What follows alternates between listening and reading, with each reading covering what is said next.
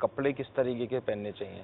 देखिए, गर्मी के मौसम के अंदर जो सबसे आइडियल तरीका तो यही है कि आप लाइट कलर के कपड़े अभी जैसे इस्तेमाल मैं जो पढ़ रहा था उसमें जो रिकमेंडेड कपड़े लिख के ड्रेसिंग दिखी हुई लाइट कलर के दिए हुए हैं, बिल्कुल लूज ड्रेसिंग लाइट और कलर, सर पे भी कवर होना चाहिए।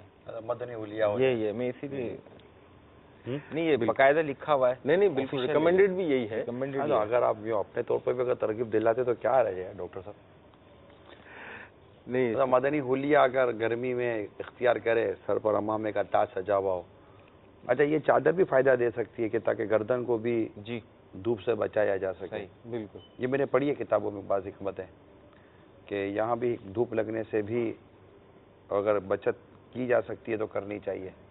सही है, ऐसा मुमकिन और है। अब वैसे भी अगर देखा जाए तो आप देखें ना, अगर जब गांव में अगर चले जाते हैं या किसी ऐसे इलाके में चले जाते हैं जहाँ पे टेम्परेचर बहुत ज़्यादा होता है, 50 डिग्री सेंटीग्रेड भी होता है, तो यूजुअली वो पूरा एरिया ही कवर करते हैं। एक टॉवल लेते हैं, वो पूरा एरिया ही कवर करते हैं, खाली सर नहीं होता, वो पूरा का पूरा एरिया कवर करते हैं।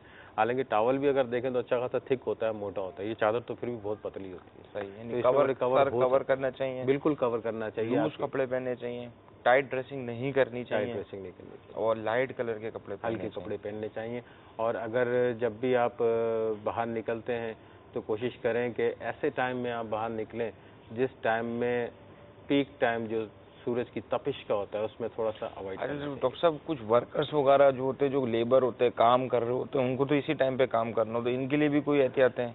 देखें, जो वर्कर होते हैं ना, देखें अब जो दो टाइप के वर्कर काम कर रहे होते हैं। एक तो फैक्ट्री में वर्कर काम कर रहे होते हैं, एक आउटसाइड पे काम कर रहे होते हैं।